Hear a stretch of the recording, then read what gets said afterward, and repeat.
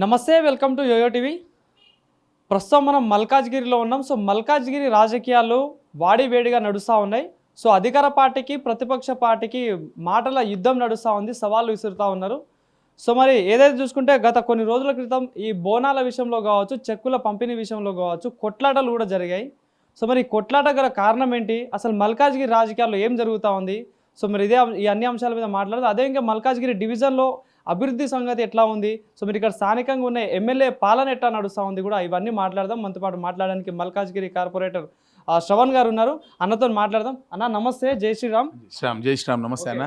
So మరి మల్కాజ్గిరి నియోజకవర్గంలో చూసుకోవచ్చు, ప్రధానంగా కొట్లాటలు జరుగుతూ ఉన్నాయి. ఏదైతే బోనాల విషయంలో కావచ్చు, చెక్కుల పంపిణీ విషయంలో రీసెంట్గా చాలా జరుగుతాయి. కార్పొరేటర్ల మధ్యలో కూడా గొడవలు జరిగినాయి. సో మీరు కూడా ఒక కార్పొరేటర్గా ఇక్కడ మల్కాజ్గిరిలో పదవిలో ఉన్నారు. సో ఏం జరుగుతుంది అసలు, దీని వెనకాల అసలు నిజాలు ఏంటి అసలు? యాక్చువల్లీ ఇప్పుడు ఇది కాంగ్రెస్ పార్టీ టీఆర్ఎస్ పార్టీకి సంబంధించినటువంటి ఒక అంశం. వాళ్ళకి దీనికి మనకు సంబంధం లేదు.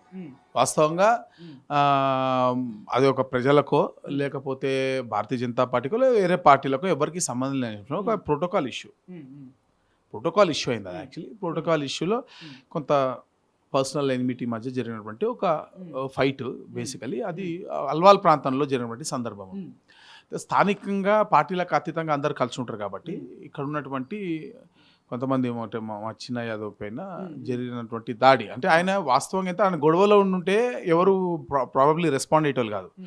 ఆ ఫైట్లో ఆయన కూడా ఉండుంటేనేమో ఎవరు రెస్పాండ్ అయ్యేటోళ్ళు కాదు. వాస్తవంగా అయితే ఆయనకు సంబంధం లేదు. యాక్చువల్లీ ఆయన సేవ్ చేయడానికి పోయాడు అనమాట. ఆపుకొని కొట్లాడుకొని సేవ్ చేయడానికి వెళ్ళింది. బేసికల్లీ సేవ్ చేసిన వ్యక్తిని ఆయన కొట్టడము, ఆయన లోకల్లో మా అందరికీ అన్ని పార్టీలకు అతీతంగా కావాల్సిన వ్యక్తి కావడము.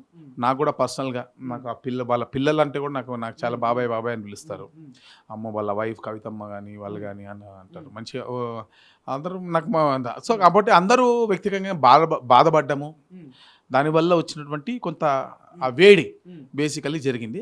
బట్ ఇప్పుడు వాళ్ళు కూడా ఇంత జరిగిన తర్వాత ఆఫ్టర్ సో మెనీ డిస్కషన్స్, వాదోపాదాలు జరిగిన తర్వాత ఆయన కూడా కొద్దిగా ఎందుకు ఇప్పుడు పండగ ఉంది, పండగ ప్రశాంతంగా జరుపుకోవాలి. పండగ ముందు ఎవరు రెచ్చిపోయినా జనాలకి ఇబ్బంది పడతారు.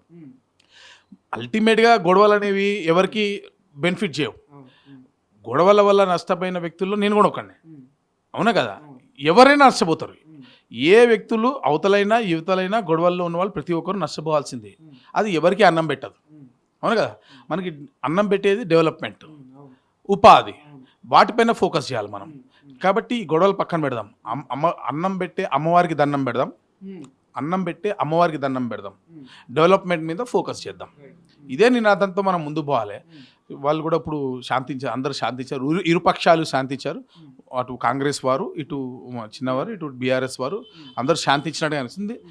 ఇది ఇట్లనే ఉండాలని మనస్ఫూర్తిగా ప్రార్థిస్తున్నా. అంటే గొడవ రావడానికి కారణం ఏంటన్నా? అంటే ఎందుకంటే అప్పుడు అధికారంలో అంటే అధికార పార్టీ ఉంది, ఇటు ప్రతిపక్ష పార్టీ ఉంది. ఎందుకంటే అటు వేరే నియోజకవర్గ ఎమ్మెల్యే కూడా ఇక్కడికి వచ్చి సవాళ్ళు విసురుతా ఉన్నారు. అసలు ఎందుకు ఈ గొడవ రావడానికి కారణం ఏమంటే ఇట్లా ఎక్కడ డిస్టర్బెన్స్ స్టార్ట్ అయింది అసలు? అంటే ఇప్పుడు ఈ చెక్కుల పంపిణీ ఉంది కదా, ఈ చెక్కుల పంపిణీలో కార్పొరేటర్స్కి ప్రోటోకాల్ ఇవ్వలేదని చెప్పి కొంత మహిళా కార్పొరేటర్లకు లేకపోతే కార్పొరేటర్కి ఇవ్వలేని అక్కడ ఉన్నటువంటి కాంగ్రెస్ పార్టీ వారు ఉన్నారని ఆ డిస్టర్బెన్స్ జరిగింది. బేసికల్ యాక్చువల్ నేను కూడా ఇన్వైటెడ్.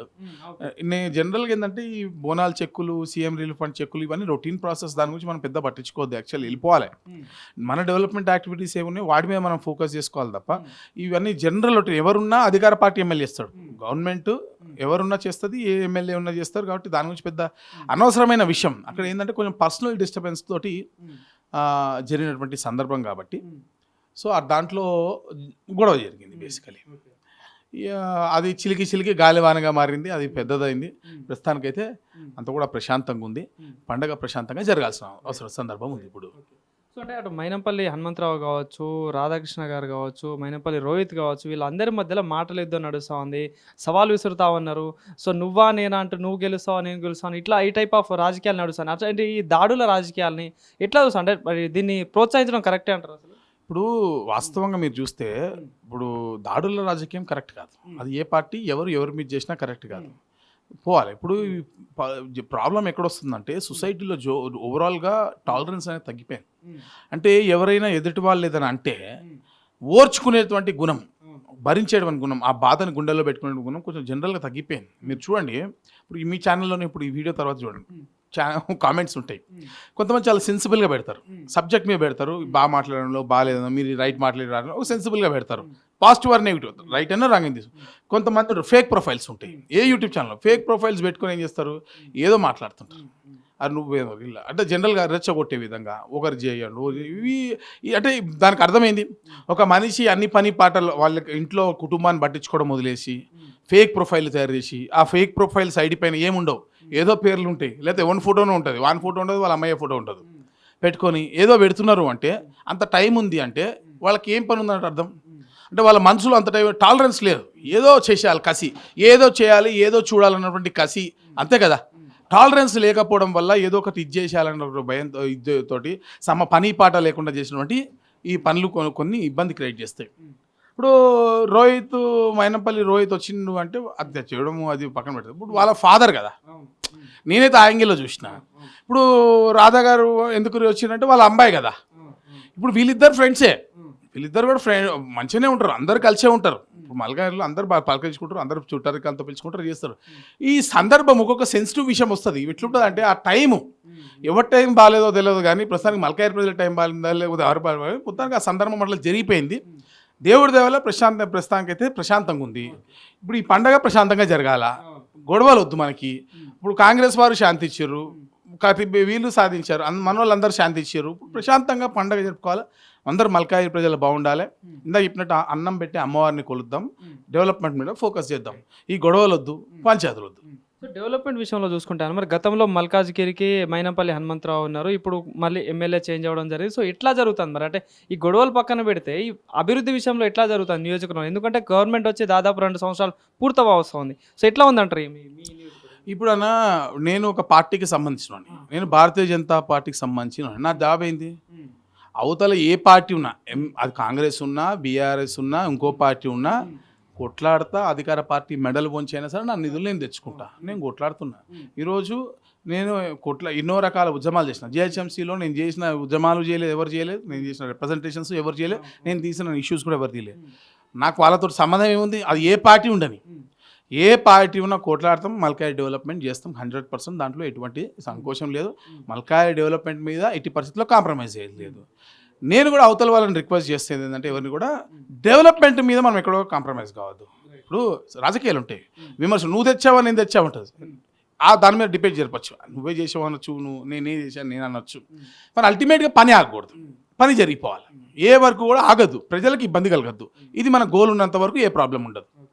అట్లా అంటే రాబోయే రాజకీయాల్లో చూసుకుంటున్నా, అంటే రాబోయే ఎన్నికల్లో జరుగుతాం, కార్పొరేటర్ ఎన్నికలు కావచ్చు, ఇంకోటి మున్సిపల్ ఎలక్షన్స్ కావచ్చు, ఇవి చాలా వచ్చే ఛాన్సెస్ ఉన్నాయి.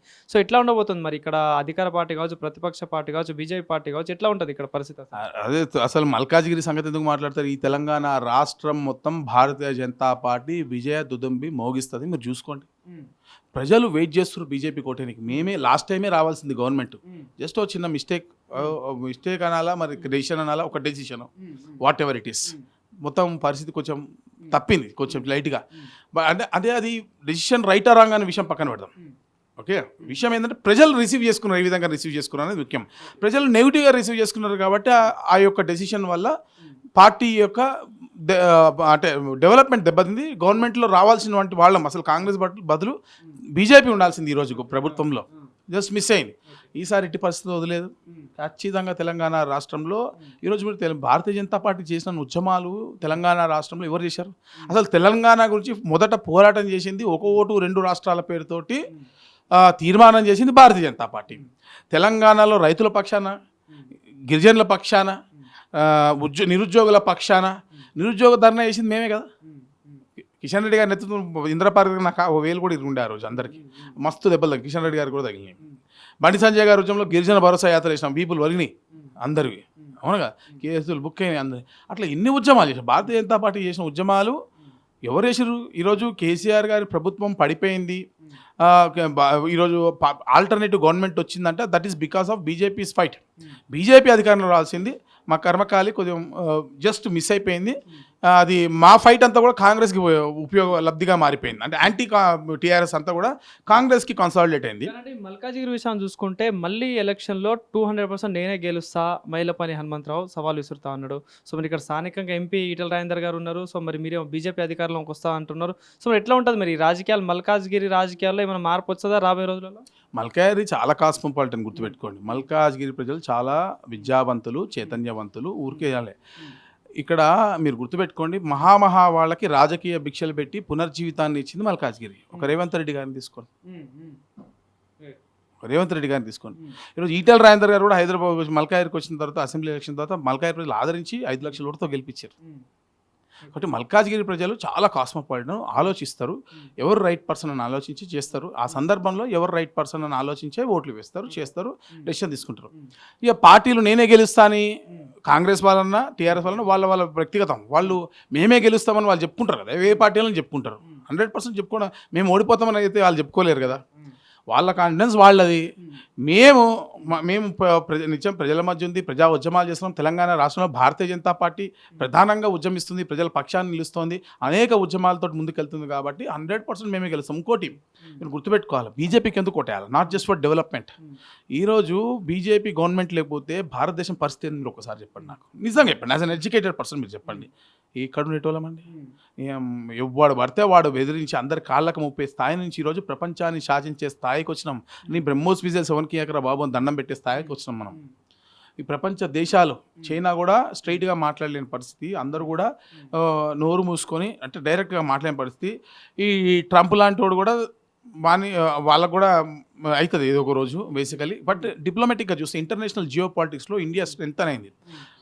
అత్యధిక చట్టసభల్లో ప్రసంగించి స్టాండింగ్ ఓవేషన్స్ తీసుకున్నటువంటి ఏకైక ప్రధానమంత్రి నరేంద్ర మోడీ గారు. ఈ రోజున మీరు ట్రినిడాడ్ అండ్ టొబాకో కంట్రీకి పోయారు, చూసారా మీరు? అక్కడ కమలా ప్రసాద్ అని చెప్పి ఆమె ప్రైమ్ మినిస్టర్. అది కరేబియన్ దీంట్లో ఉంటుంది బేసికలీ, అంటే వెస్టిండీస్ పక్కన. ఆ ప్రాంతంలో ఇండియన్ ఆరిజిన్స్ ఉన్నటువంటి ప్రాంతం అది. ఎవరు పోయినోళ్ళు లేడు, ఎప్పుడో జమానాలో వేరు అప్పట్లో. అక్కడ పోతే అసలు లేచి స్టాండింగ్ ఓవేషన్స్. ఒక కంట్రీలో పోతే మన ఇండియన్ వస్త్రధారణలో వస్తున్నటువంటి వాళ్ళు, ఇంకో దేశంలో పోతే ఇంకో రకంగా భారతీయ సంస్కృతి సాంప్రదాయాలతో, నృత్యాలతోటి, డప్పులతోటి వెల్కమ్ చేస్తున్నారు. ఇంకో దగ్గర పోతే ప్రధానమంత్రి సైతం ఆయన కాళ్ళకు దండం పెట్టేటువంటి పరిస్థితి. ఎంపీలు, పార్లమెంట్ సభ్యులు వేరే దేశం వాళ్ళు కాళ్ళకు దండం పెడుతున్నారు అంటే కారణ జన్ముడు కాదా? మీరు చెప్పండి సార్. మాననీయ ఇంట్లో దండం మొత్తం మనకి ఇంట్లో పిల్లలు దండం పెట్టట్లేదు ఇవాళ రేపు ఎవరికి. ఒక దేశ ప్రధానికి ప్రపంచంలో ఉన్నటువంటి పెద్ద వాళ్ళందరూ దండం పెడుతుర్రు అంటే మీరు ఆలోచించుకోండి. ఏదో మోడీ వేస్ట్, మోడీ ఇట్లా దొంగ అట్లా మాట్లాడారనుకో, అది ఏం ఉపయోగం? రావణాసుడు మాట్లాడినట్టు ఉంటుంది తప్ప ఏం ఉపయోగం ఉండదు.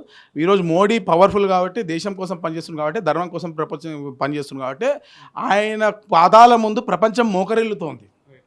మహామహా వాళ్ళు ఆయన కాళ్ళకు దండాలు పెడుతుర్రు. నువ్వు తిడితే వచ్చి నీ కర్మ. సో మరి ఫైనల్గా ఏం చెప్తారన్న? మరి గతంలో కూడా కార్పొరేటర్ ఎలక్షన్ జరిగినప్పుడు బీజేపీ అధిక స్థాయిలో స్థానాలు గెలవడం జరిగింది. సో మరి ఈసారి కూడా అదే మెజారిటీ రాబోతుందా అంటే ఏం చెప్తారు? 100% మేయర్ పీఠాన్ని కైవసం చేసుకుంటాం మేము ఈరోజు. 100% చేస్తాం.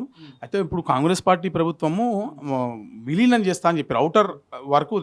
అవుటర్ వరకు అన్నారు. అవుటర్ నుంచి 1 కిలోమీటర్ రేడియస్లో కూడా విలీనం చేస్తా అన్నారు.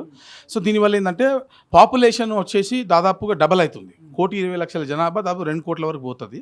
అండ్ దెన్ విస్తీర్ణం వచ్చి 650 స్క్వేర్ కిలోమీటర్లు, ఇప్పుడు 2,300 స్క్వేర్ కిలోమీటర్ల వరకు పోతుంది ఇంచుమించుగా రమారమి. కాబట్టి చాలా పెద్ద కార్పొరేషన్ అవుతుంది. సింగిల్ కార్పొరేషన్ అవుతుందా, లేకపోతే 3-4 కార్పొరేషన్ చేస్తారా, 2 చేస్తారా, 3 చేస్తారా, ఏ విధంగా చేస్తారా అనేది ఇంకా గవర్నమెంట్ డెసిషన్ తీసుకోవాలి. Government is head to make decision. A decision ఉన్నప్పటికి కూడా అన్ని, ఒకవేళ మల్టిపుల్ కార్పొరేషన్స్ అయితే అన్నిట్లో, సింగిల్ కార్పొరేషన్లో పూర్తి స్థాయిలో విజయ దుదుంబి మోగిస్తాము. ఈరోజు అన్ని పీఠాలు మీరు చూసారుగా. నేను ఎక్కడ స్టేట్మెంట్ చదివిన యాక్చువల్లీ రామచంద్ర గారిది కూడా, నిన్న యాక్చువల్లీ 130 మ్యాక్సిమం జెడ్పీటీసీలు, లోకల్ బాడీస్ కూడా గెలుస్తాం. వారు కూడా స్టేట్మెంట్ ఇచ్చి చాలా కాన్ఫిడెంట్గా ఇచ్చారు. బేసికలీ 100% ఎట్టి పరిస్థితుల్లో ప్రజలు భారతీయ జనతా పార్టీ వైపు ఉన్నారు. ఎందుకంటే బీఆర్ఎస్ని చూసేసారు, కాంగ్రెస్ని చూసారు. ఇప్పుడు తెలంగాణ ప్రజలు బీజేపీ ప్రభుత్వాన్ని చూడాలనుకుంటున్నారు. ప్రజలు బీజేపీ వైపు చూస్తున్నారు. బీజేపీ ఖచ్చితంగా అధికారంలో రానుంది ఈరోజు తెలంగాణ రాష్ట్రంలో.